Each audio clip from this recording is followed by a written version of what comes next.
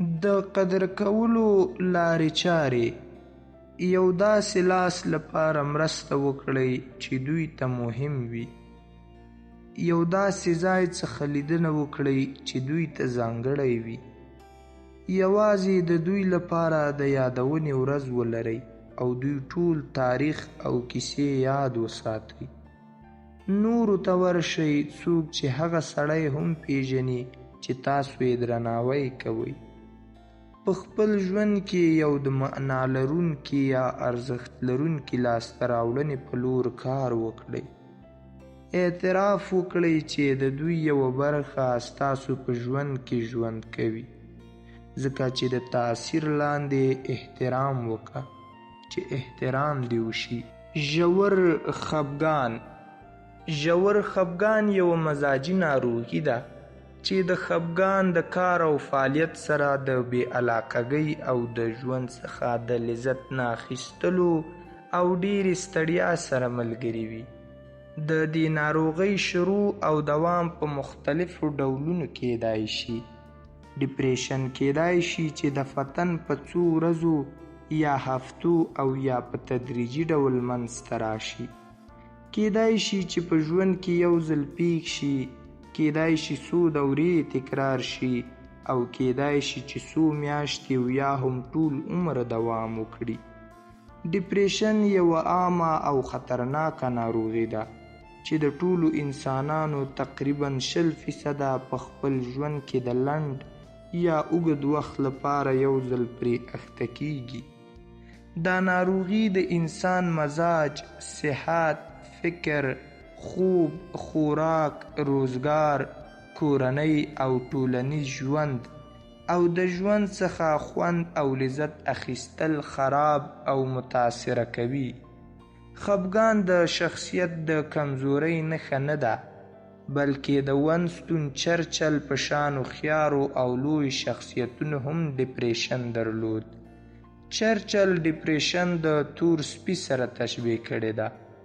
علاوه له دې په دې ناروغۍ کې د مړینې چانس نسبت نورمالو خلکو ته زیات دی. څوک چې په ډیپریشن اخته شي خپل ځان نشي سمبالولای او د طبي تداوی سره بیره د خپلو خپلوانو او دوستانو مرستې او ملاتړ ته اړتیا لري. کله چې خفګان پرته د واقعي عامل څخه رامنځته شي او دوامداره شي، یعنی 2 اونۍ څخه زیات وخت ونیسي، ژور خفګان ته بدلیږي. خفګان یوه ډیره عامه ناروغي ده چې په نړۍ کې لږ تر لږه 121 میلیونه خلک په دې رنځ اخته دي. د ژور خفګان له امله په نړۍ کې هر کال 850,000 کسان په ځان وژنه لاس پورې کوي. په انګلستان کې 2 یا 3% خلک د خپل ژوندانه په مهال د دې ناروغۍ سره لاس او ګریوان وي. د افغانستان د روغتیا وزارت په یو وروستي خبر کې د رواني ناروغیو کچه په هیواد کې ډیره لوړه ښودل شوې چې د هغې جملې څخه خفګان هم یوه پراخه ناروغتیا ده. کله چې انسان د ژوند د کړاوونو او ستونزو سره مخامخ وي، په داسې حالاتو کې خفګان د وجود د یو نورمال او لازمي غبرګون په څیر راڅرګندیږي. د بیلګې په توګه په کورنۍ کې د یو ګران او نږدې غړي په مړینه خفګان کول د وجود پر ځای غبرګون دی.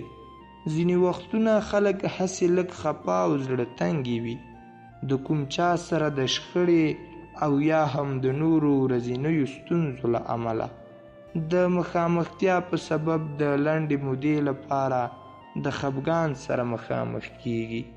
په داسې حالاتو کې معمولاً خفګان د لږې مودې لپاره دوام ومومي او په رنځ کې نه شمیرل کیږي. خفګان هلته یوه ناروغي بلل کیدای شي چې د لرلو مهال یې د نورمالې اندازې ډیر وي یا د انسان د عادي ژوند کولو مخه ونیسي او یا هم د ځینو نورو ستونزو سبب شي، لکه زیاته اندېښنه کول ډیر مهال د خفګان سره مل وي، لږ او یا ډیر خوب کول، ډیره ستړیا احساسول، او د هر کار لپاره بې زغمه کېدل. د خفګان د پیدا کېدلو اصلي عوامل څرګند نه دي. هر څوک په خپل ژوند کې د خفګان سره مخامخ کېدلی شي. کله خفګان د یوې دردونکې حادثې له امله، له مرګ او ژوبله، د شتمنۍ، کار او یا ټولنیز مقام د لاسه ورکولو او همداسې د کورنیو ستونزو لکه طلاق او یا همداسې نورو ستونزو سره نیغه اړیکه لري. همدارنګه کېدلی شي چې په ناڅاپي ډول بې له هېڅ لامله خفګان رامنځته شي. ښځینه د نارینه په پرتله په خفګان ډېرې اخته کېږي او دا هم د ښځو د امیدوارۍ په پای کې او یا هم د ماشوم د زیږېدلو وروسته وي. خفګان ډېر وخت په وجود کې د هورمونونو د ټیټېدو او یا جګوالي سره تړاو لري او همداسې خفګان په هغو کسانو کې چې مور یا پلار په دې رنځ اخته وي ډېر دی. د یادونې وړ ده چې نور ګڼ شمېر عوامل لکه اوږدمهالي ځاني ناروغۍ، د ژوند د لومړنیو اړتیاو نه لرل، په مخدره توکو روږديتوب، د چاپېریال ککړتیا او ورسره اړوندې ستونزې او همداسې ټولنیزې ستونزې کېدلی شي چې د پرله پسې روحي ستونزو او فشارونو لامل شي چې په خپل وار د خفګان د پیدا کېدلو چانس په کراتو ډېر وي. یا داسې ووایو چې خفګان یو ډول رواني اختلال دی چې په هغې کې د شخص خلق تنګېږي. د خفګان اصطلاح غالباً د یو ژور غم لپاره په کار وړل کېږي چې په ژوند کې دغه ناروغي د ناامیدۍ، بدبینۍ، بې انګیزې څخه ښکاره کېږي. ښایي د خفګان پیژندل ګران وي، سره د دې چې یو پر 5 اروايي یا روحي ډاکټران په خپله هم په دغه ناروغۍ اخته دي، خو بیا هم دغه خلک د 10 نه تر 50 سلنو پورې ناروغان تشخیصولی شي، په داسې حال کې چې د وسایلو له تخنیکي پلوه هم سر ټکوي او وایي چې په دقیقه توګه تشخیص نشي کولای، خو ناروغ په غالب ګمان په شعوري یا غیر شعوري توګه خپله ناروغي پټوي او د سرخوږۍ یا کومې بلې پلمې په نامه شکایت کوي او تل د بېخوبۍ لپاره د ویټامینونو څخه ګټه کوي، خو په هیڅ ډول په د خپلې ناروغۍ یا خفګان په اړه څه ونه وایي. له کوم ځای څخه چې موږ خفګان د لیونتوب په نامه منلی او پیژندلی دی، نو په همدغه پار ناروغ خپله ناروغي پټوي او له دغې خبرې څخه منکریږي. دا ځکه چې د احساساتو او یا شخصي مسایلو په اړه له خبرې کولو څخه ډېر بد وړي، خو موږ یې چې د کورنۍ یو غړی په اسانۍ سره په دې خبره پوهېدای شي چې زموږ د کورنۍ یو غړي ته کومه مسله پیښه شوې ده. یوازې په دې نه پوهیږو چې مسئله څه شی ده، په همدې توګه موږ هم اوتر یا وارخطا کیږو او په زړه مو زور راځي چې ډېر ځله کېدای شي زموږ همدغه پریشاني هم د خفګان د ناروغۍ لامل شي او موږ هم په دې ناروغۍ اخته شو. د ژور خفګان لاملونه. ژور خفګان په پراختیا کې ډېر شمېر فکتورونه برخې لري. روحي لاملونه: هغه وګړي چې ځان ته یا بیل شخصیت لري هم په ډیپریشن ډېر اخته کېږي. دا ډول وګړي ډیپریشن ته ډېر میلان لري، لکه هغه وګړي چې ډېر د نورو په ستاینو باوري وي، یعنی هغه وخت د خپل ځان په اړه ښه احساس یا ښه فکر کوي چې د نورو لخوا وستایل شي. ځکه زموږ مشران موږ ته په خپلو پند او نصیحت څخه ډکو ویناوو کې وایي چې که غواړئ پرمختګ وکړئ او ژوند مو له نیکمرغۍ ډک شي، هېڅکله له چا د مننې او ستاینې تمه مه لرئ. یا هغه وګړي چې ډېر سخت او وخت پیژندونکي وي ډېر د دې ناروغۍ ښکار کیږي، ځکه هغوی دا اندېښنه لري یا کوي یې چې کارونه یا باید په ښه ډول چې دوی غواړي ترسره شي خو ترسره نه شي، چې همدا اندېښنې یې ډېر د فشار لاندې راولي او ډپریشن ته لار هواروي. هغه وګړي چې په ټولنیز ډول د خپل ځان په اړه ناسم فکر کوي، خپله وړتیا هم لاسته راوړنې کمې او سپکې ګڼي، او یا هغه وګړي چې نړۍ ته د بدبینۍ احساس لري د ډپریشن پرمختګ ډیر میلان لري. ځکه یو پوه وایي د تیرو فکر مه کوه او مه د راتلونکي غمونه او اندېښنې په ځان باروه. همدا نن ورځ ستا په ژوند کې ده او همدا نن ورځ ژوندی یې.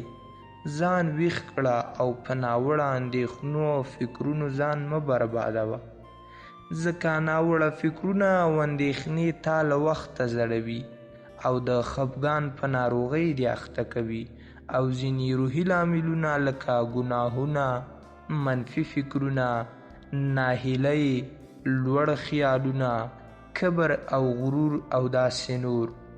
بیولوژیکي لاملونه: د ډپریشن د ناروغانو د دماغ په خواو کې بدلون شتون لري. څېړنو په ډاګه کړې چې ځینې مواد په دماغ کې خپل فعالیت ډیروي، په داسې حال کې چې ځینې نور مواد په دماغ کې خپل فعالیت کموي. په داسې حال کې چې ځینې نور مواد خپل فعالیت کموي، خو دغه بدلونونه په ډیرو وختونو کې د ډپریشن لامل نه جوړیږي، بلکې کیدای شي په ډپریشن منتج شي. د ډپریشن په ناروغۍ کې ارثیت هم رول لري. هغه وګړي چې د هغوی د کورنۍ غړو دا ناروغي درلوده، د ډپریشن د پرمختګ احتمال پکې ډیر دی. ځینې فزیکي ناروغۍ هم کولای شي دې ناروغۍ ته لاره هواره کړي او یا یې په پرمختګ کې رول ولوبوي، لکه ځینې هورموني تغییرات او یا هم د پارکینسون ناروغي، او ځینې درمل هم د ډپریشن احساس منځته راوړي، لکه هغه درمل چې د فشار د درملنې لپاره کارول کیږي. باید یادونه وشي چې ناقانونه نشهیي توکي کارول لکه چرس، الکول او داسې نور هم د ډپریشن په پرمختګ او رامنځته کېدو کې رول لري. ځینې نور بیولوژیکي لاملونه لکه وراثت، ناروغي، صحي وضعیت، معلولیت، عمر زیاتوالی، د ښځو میاشتنۍ امراض او نسایي ولادي ستونزې او داسې نور.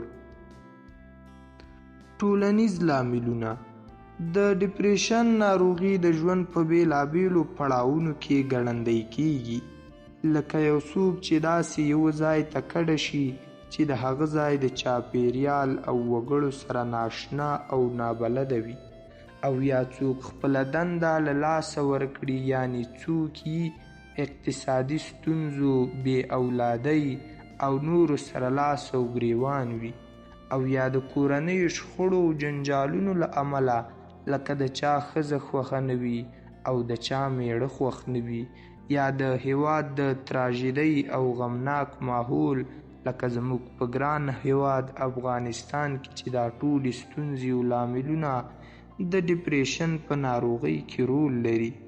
او ځینې نور ټولنیز لاملونه لکه جنگ، بد امني، ضعیف اقتصاد، پیغورونه او تورونه، بیروزګاري، نسلي تبعیض، د حقوقو نه خوندیتوب، بې عدالتي.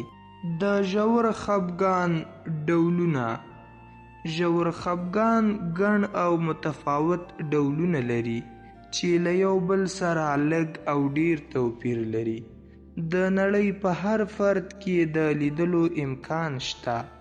ژور خفګان چې اصولاً یو ارواپوهنیز بحث او مسله ده، د ډولونو دا متن هم د ارواپوهنې د برخې د یو شمېر مطرحو کتابونو څخه په استفادې ترتیب شوی دی، چې کولای شي د لومړني شکل په حیث د ژور خفګان پیژندنه کې مهم واقع شي.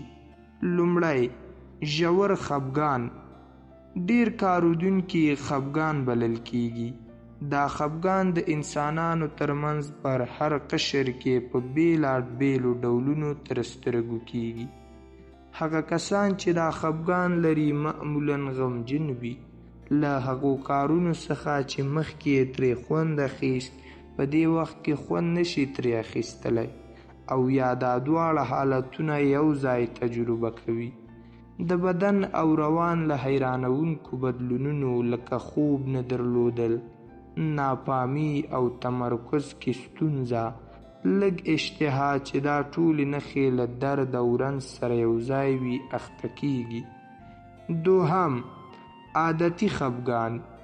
دې خفګان ته چې کوچنی یا جزئی خفګان هم وایي، یو د هغه اوږد رواني اختلالونو څخه دی چې د خوشحالۍ د نشتون له کبله رامنځته کیږي، او یا هم کله چې د خفګان نښې یا علایم په هغه کچه وي چې د یو انسان کړنلاره لږ ضرر او تاوان وویني، هغې ته عادتي خفګان ګډوډي ویل کیږي.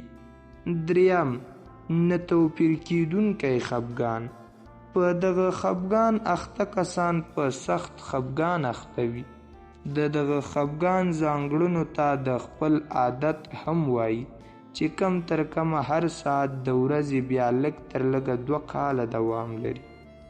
څلورم، موسمي یا عاطفي خفګان. یو د هغه سمپتومي خفګانونو څخه دی چې د ژمي په لړ کې منځته راځي او د بل کال د پسرلي تر اوړي پورې بیرته خپل سم طبیعي حالت نیسي، او په همدې سبب ژمني یا د ژمي خفګان هم ورته ویل کیږي. د ژمي په لړ کې د بېحالۍ او بېزغمۍ احساس لري، مګر دواړې په لړ کې حالت بیرته طبیعي شکل نیسي او د خوشحالۍ احساس کوي. پنځم، له زیږون څخه وړاندې خفګان. یوه دوره اخلال دی چې 3 تر 5 په سلو کې ښځې تجربه کوي. هغه میرمنې چې دا اختلال لري 1 یا 2 اونۍ مخکې له ناروغۍ نه یا قاعدګۍ بیا په بل اړخ کې د ژور خفګان احساس کوي. د درملنې څو لارې دا دي: بدني تمرینونه، بیلابیلې رواني درملنې او خفګان ضد درمل. شپږم، له زیږون وروسته خفګان. دا خفګان هم د ژور خفګان په څیر نښې لري، او ځینې څېړونکي بیا په دې باور دي چې دا خفګان کیدای شي یو ډول ژور خفګان وي. دا اختلال لږ تر لږه 10 په سلو کې په هغو میندو کې چې لومړنی زیږون یې تیر کړی وي لیدل کیږي. په دې خفګان کې ډېرې میندې اخته کیږي، ځکه ډېر احتمال لري هغه میرمنې چې مخکې د ژور خفګان او یا هم د ټیټ خفګان سره مخ وي، په دې خفګان اخته کیدل بیلابیل علتونه لري. ژور خفګان د بیلابیلو لحاظونو له مخې ډولونه لري چې په لاندې ډول وړاندې کیږي. د ژور خفګان د پیژندلو لارې چارې.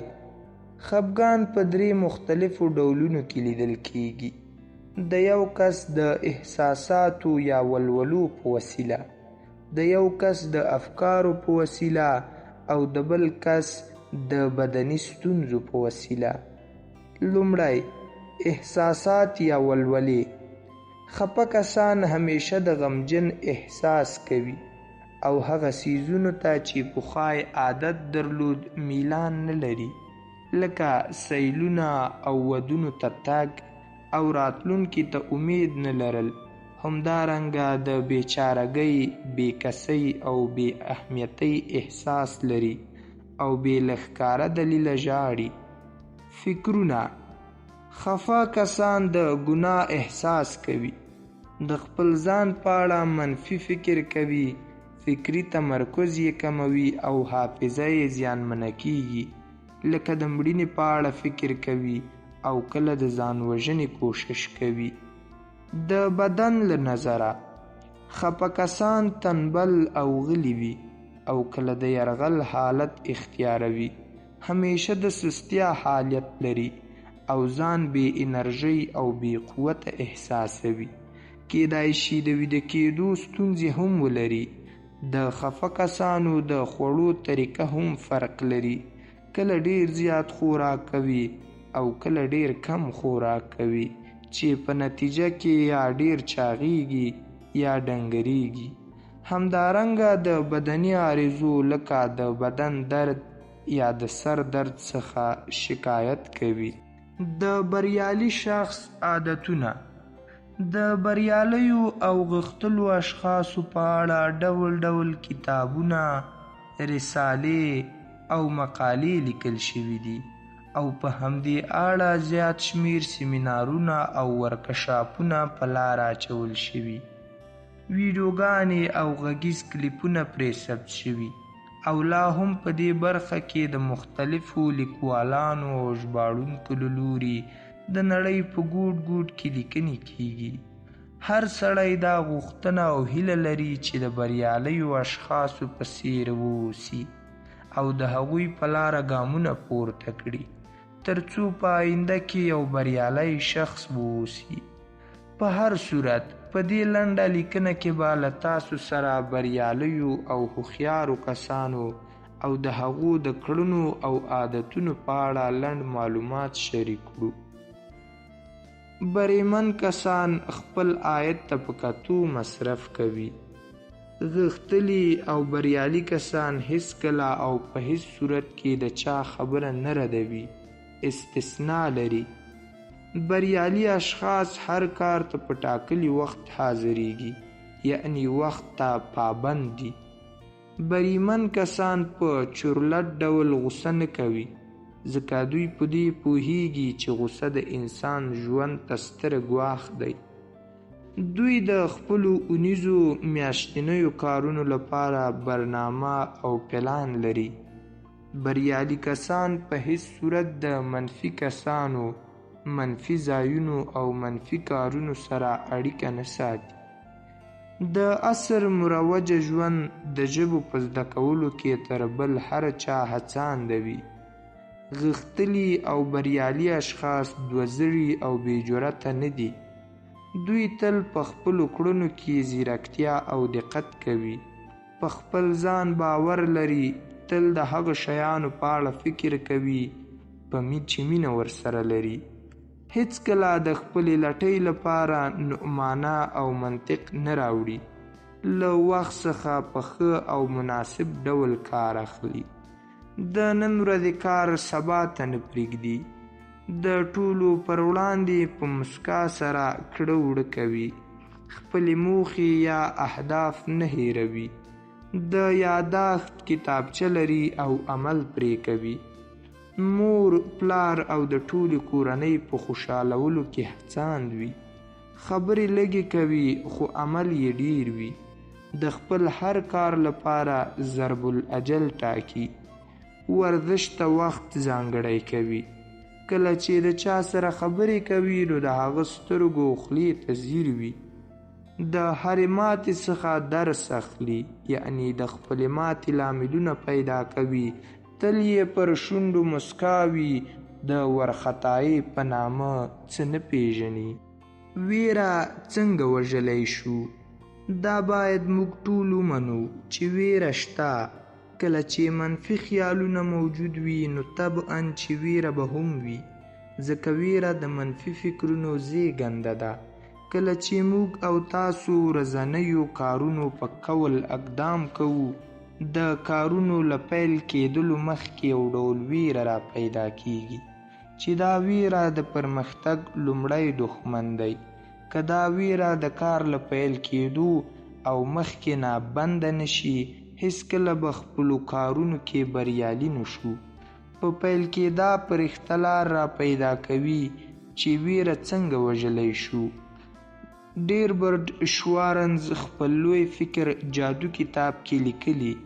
د پرانشوټ یو روزونکي راته کیسه کوله چې خپله راټوپ کول دومره سخت نه دي. له دې ټوپ کولو وړاندې حالت سړی خوري. زه هڅه کوم چې له ټوپ کولو وړاندې وخت ډیر زر تیر شي. زیاتره وخت خلک د دې ټوپ په پایلو دومره فکر وکړي چې ویره ورته پیدا شي او له کاره یې وغورځوي. که موږ دې کار ته تیار نه کړو چې راتلونکي پرواز کې ټوپ کړي، نو ښایي بیخي دا کار پرېږدي. څومره چې تاسې د ټوپ وهلو شیبه ځنډوئ، هومره در باندې ویره ډېرېږي. د ښاغلي عبدالرزاق همدرد لخوا ژباړل شوی کتاب خپله لاره خپله جوړه کړئ ډالۍ دی هغو ته چې د موخو ته د رسېدو په لټه کې دي. د غږیزې بڼې پای.